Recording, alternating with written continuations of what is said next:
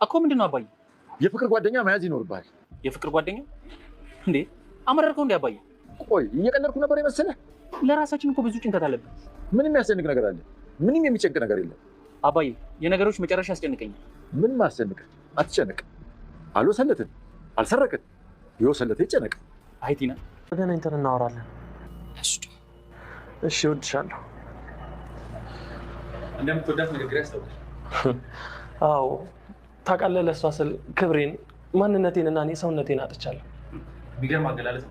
ቆይ ለምን አታስተውቃል? ማለት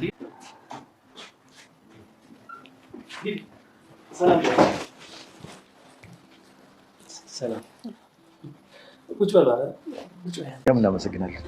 ሰላም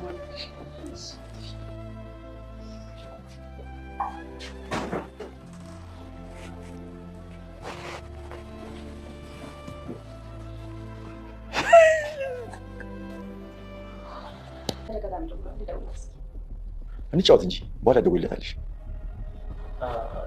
ስራ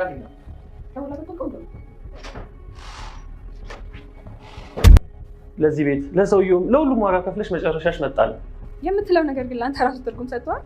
የካሌብ አባት በራሳቸው ቤት በገዛ ቤታቸው የልጃቸውን ሚስት ሲያባልግ የቆየውን ዳንኤልን ለመበቀል ቆርጠው ተነስተዋል። የሚወዳትን ፍቅረኛውን እቤት አምጥተው እንደሚጋብዛት ይነግሩታል። እሱም ሄዶ ያመጣል። እሳቸውም ከተዋወቋት በኋላ የተረጋጋች ስለሆነች በጣም ወደዋታል። ልጃቸውንም ለምን ለራስህ ተደርጋትም እያሉት ነበር። ካሌብም አይ የሰው እኮ ናት ይላል። እንዴ እሱም ያንተን ሚስት ወስዷል አይደል? እሷ አንተም ደግሞ ላቃጠለህ ሰው መልሱ ይሄ ነው፣ መውሰድ አለብህ እያሉ እየገፋፉት ነበር። የካሌብ አባትም ዳንኤል በሌለበት ለልጅቷ ይደውሉላታል። እቤት መታ እንዲነጋገሩ እንዲጨዋወቱ ያደርጋሉ። እሷም እየተጨዋወቱ እያለ ለዳንኤል ሊደውልለት ትላለች። እኛም እኮ አልደወልንለትም፣ ቆይ መጀመሪያ ትንሽ እንጨዋወት፣ ስራ እንዴት ነው እያሉ እየጠየቋት እያለ ዳንኤል በድንገት በር ከፍቶ ይገባል። እሱም ምን እየተካሄደ ነው ብሎ ድንጋጤ ውስጥ ገብቷል። ሰላም ጤና ይስጥልኝ ውድና የተከበራችሁ በመላው ዓለም ያላችሁ ኢትዮጵያና ኤርትራውያን ናችሁ። እግዚአብሔር ይመስገን ደህና ነኝ። የግፈኛዋ ሚስትና የሰራተኛዋ ፍጥጫ ክፍል 25ን አብረን እናያለን። የባለፈው ክፍል ቲናም ሽማግሌውን ቤቱን በስም ያድርግ ብላው እሺ ብለው ተያይዘው ወጥተው ነበር። እሳቸውም ሐሰተኛ ሰነድ በማዘጋጀት እሳቸው እየቀለዱባት እንደነበረም ስለማታውቅ በደስታ ተሞልታሳም አብረው ወጥተው ነበር። ከፈረሙለት በኋላ ቲና ወደ ቤት አልተመለሰችም። እሳቸው ወደ ቤታቸው ተመልሰዋል። አባቱም ሲያገኝ አባዬ ቤቱን በስሟ አዙረህ አስደሰትካት፣ የልቧን ያደረስክላት ቲናን እያላቸው ነበር። የካሌብ አባትም እንደሷ ክፋትማ ብዙ ነገር ነበር ላደርጋት የነበረው እያሉ ነበር። ካሌብም እንዴ ከዚህ በላይ ሚስት ታደርጋት ነው ልሰቅላት ፈለክ እንዴ ይላል ካሌብ። የካሌብ አባትም አይ እኔ እንደሷ ጨካኝ አይደለሁም፣ እንድትማራት መማሪያ እንዲሆናት ወደፊት እንድትማርበት እንድትጠነቀቅ መማሪያ ይሆናታል ብዬ ነው የማደርገው ነገር እንጂ የእሷን ያክል እኔ ጨካኝ አይደለሁም እያሉ ነበር የካሌብ አባት። ዳንኤል ወደ እነ ካሌብ ቤት በመምጣት ቲና የለችም እንዴ ይላል። እንዴ ለአንተ ለወንድሟ ያልነገረችህ ለማን ትነግራለች ይላል እያለው ነበር ካሌብ። ዳንኤልም እንዴ ባለቤት አይደለች አትደውልላትም እንዴ እያለው ነበር። አይ እኔ አልደውልላትም ፈልጋ እስከሄደች ድረስ፣ ምክንያቱም ቲና ሁለት ባህሪ ያላት፣ ስትደሰትም ሆነ ስትከፋ ከቤት ትወጣለች ይለዋል ዳንኤል። ዳንኤልም የቤቱ ካርታ በስማቸው የሆነ መስሎት እጅግ በጣም በውስጡ ተደስቷልና ወደ ኪችን በመሄድ ትሁትን እንግዲህ አንቺ ሜዳ ላይ እየቀረች ይመስላል፣ የቤቱ ካርታ በስማችን ሆኗል እያላት ነበር። እናንተ ከዚህ በኋላ ጥርግ ብላችሁ ትወጣላችሁ፣ ማናችሁም አትቀሩም እያለ ነበር ዳንኤል። ቤቱ በቀኛ ሆኗል እያለ ዳንኤል አፉን ሞልቶ ለትሁት ይነግራት ነበረ። ትሁትም ዳንኤል የሚያወራው ነገር ቅጀት እንደሆነ ስለገባት ምንም ቦታ አልሰጠችውም ነበር። ካሌብ አባትም ውጭ ወጥተው የሆነች ካፌ ቁጭ ብለው ከልጃቸው ጋር እየተጫወቱ እያለ ፍቅረኛ መያዝ አለብህ እያሉት ነበር። እሱም አይ እንዴት እንደዚህ ይሆናል አባዬ፣ እንዴት እንደዚህ አይነት ሀሳብ ታመጣለህ? የካሌብ አባትም እኔ ከማመጣልህ ይሻላል ራስ ብታመጣ ብዬ ነው፣ ቲናም በጊዜ ከቤታችን መባረር አለባት እያሉ ነበር። ካሌብም ትሁትን አግባ እንዳትለኝ ብቻ እያለ ነበረ።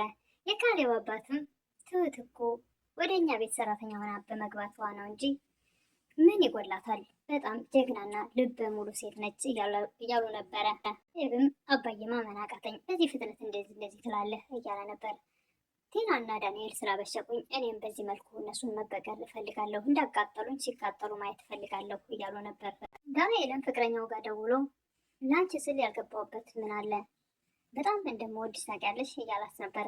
ይህንን ደግሞ ከጀርባው ዳንኤል ካሌብ ቁሞ እያዳመጠ ነበር። ዳንኤልም ሀሳቡ ከሽማግሌው ጋር ቲና የምታገኘውን ገንዘብ ተካፍሎ ያችን የሚወዳት ፍቅረኛውን ከእሷ ጋር በትዳር ተሳስሮ መኖር ነው።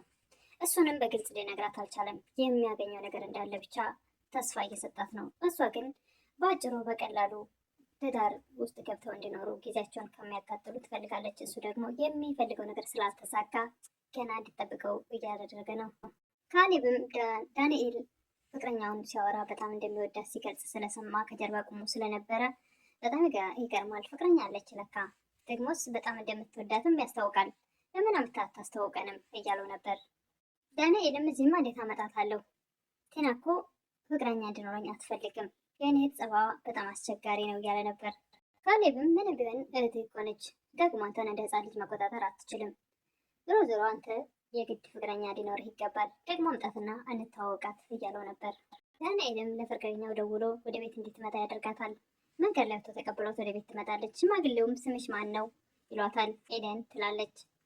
ዳንኤልም እምቢ ብላኝ ነበር እኮ ወደዚህ አልመጣም ብላ ይላል። ለምን የኔ ልጅ ይላሉ። ለምን የኔ ልጅ ይላሉ የካሌብ አባት። አይ በድንገት ስለሆነ ስላልነገረኝ ነው ትላለች። ዳንኤልም አይ አይናፋር ነች ትፈራለች ይላሉ። አዎ ሴት ልጅ እንደዚህ አፈር ስትል ነው ይላሉ። የካሌብ አባት በጣም ወደዋታል የዳንኤልን ፍቅረኛ። ካሌብንም ይችን ልጅ ለምን ለራሷ አታደርጋትም እያሉ ነበር የካሌብ አባት። እሱም እንዴ አባዬ የምርህን ነው? እውነትህን ነው ወደዚህ የምትለኝ እያለ እየተጠራጠራቸው ነበር። እሱም ፍርሃት አድሮበት ነበረ። ችግር አለው እሱ እኮ ቴናን ወስዶ ካንተ ቀምቶ ብዙ ሲያቃጥለኝ ውስጤን ሲያበሽቀው ኖሯል። ለምን አንተስ ይህን ማድረግ አቃተህ? ለምን አትበቀለውም? እያሉ ነበር የካሌብ አባት። የዳኒ ፍቅረኛም ከዳኒ ጋር ቶሎ ባጭሩ ጊዜ ሳያቃጥል በትዳር ተሳስራ መኖር እንደምትፈልግ ትናገራለች። የካሌብ አባትም ታዲያ ለምን አታገባትም? ደግሞ መልካም ሴት አግኝተሃል እያሉት ነበር። ዳንኤል ትሁትን እንዴት አየሻት ፍቅረኛዬን እያላት ነበር። እሷም ደስ የምትል ረጋ ያለች ልጅ ናት ትለዋለች። እሱም በጣም ደስ ይለዋል። ዳንኤልም ለቲና ስልክ በተደጋጋሚ ሲሞክር ስልክ አላነሳ ስላለች ተጨንቋል። የሚፈልገውን ነገር እስኪያሳካ ገንዘቡን ተካፍሎ ወደሚወዳት ፍቅረኛው ጥሏት ለመሄድ ነው ቲናን የሚፈልጋት። ወደ ትሁት ሄዶ እስቲ ስልክሽን አስደውኝ ይላል። በትሁት ስልክም ሲደወል የቲና ስልክ አይመልስም። ዳንም የሚወዳት ፍቅረኛውን ወደ ውጭ ሲሸኛት እንግዲህ ከዚህ በኋላ ረጅም ጊዜ ጠብቄያለሁ፣ ከዚህ በኋላ አንተን የምጠብቅበት ምንም ምክንያት የለም፣ ለምንድን ነው የማትረዳኝ እያለችው ነበር። እኔ ከአንተ ሀብት ንብረት ሳይሆን በፍቅር አንድ ቤት ውስጥ ነው እንድንኖር ነው የምንፈልገው እያለች ነበር። የካሌብ አባት ለትሁት በዳንኤልና በዳንኤል ፍቅረኛ መካከል ያለውን ልዩነት እየነገሯት ነበረ። ልጅቷ በትዳር ተሳስራ መኖር ነው የምትፈልገው። ልጁ ግን የሰውን ሀብት በመመኘት የልጅቷን ጊዜ እያቃጠለባት እንደሆነ እየነገሯት ነበር። ትሁትንም ልጅ ይሄን የምነግርሽ ነገር ለአንቺም ትምህርት ነው፣ ጊዜ ቁም አይጠብቅም እያሏት ነበረ። ዳንኤልም እንግዲህ ከኔ የሚፈልገው ሀብት ንብረት ነው፣ እኔ ግን የምሰጠው ምንም ገንዘብ የለም እያሉ ነበር። የካሌብ አባትም ለምንድን ነው ለልጅቷ ደውለን ሁላንተ እንድትሆን የማናደርገው ይላሉ። ቆይ እስቲ ደውለህ አሁን ምን ልትላት ነው ይላል ካሌብ። የካሌብ አባትም አንተ ለዚህ አትቸገር፣ እኔ የምላትን እላታለሁ እያሉ ነበር። ልጅቷም ወደ ቤት ትመጣለች። እሳቸውም ከካሌብ ጋር ለማግባባት በጣም እየጣሩ ነበር። ካሌብ ግን የፍርሃት መንፈስ ይታይበት ነበር ፊቱ ላይ። ቀና ብሎ እንኳን በትክክል ለማየት እጅግ በጣም የፈራ ይመስል ነበረ። ዳንኤልም ቲና ከዚያ ቤት የምታገኘውን ንብረት እስክታካፍለው በጉጉት እየጠበቀ ነው። ጭራሽም እየተመጻደቀ ነው። በቃ ይሄ ቤት የኛ ሆኗል እያለ ጭራሽ ትሁትንም የማይገባ ቃላት እየተናገረ ነበር። ቲናም የማናቸውንም ስልክ አታነሳም፣ ወደ ማናቸውም አትደውልም፣ ጠፍታለች። ዳንኤል ይህም አስጨንቆታል። የግፈኛው ሚስትና የሰራተኛ ፍጥጫ የዛሬው ይህን ይመስል ነበር። በቀጣይ እስክንገናኝ እንግዲህ ቀጣይ እናያለን ምን እንደሆነ። እስከዛው ድረስ የምታበረታቱኝ እህቶች ምስጋና ከልብ ነው። አሁንም አብሮነታችሁ አይለኝ እላለሁ። ቪዲዮውን ጀምሮ ላይክ በማድረግ ጀምሮ፣ አዲስ የሆናችሁ ደግሞ ሰብስክራይብ በማድረግ ቤተሰብ ይሆኑ እላለሁ። አመሰግናለሁ።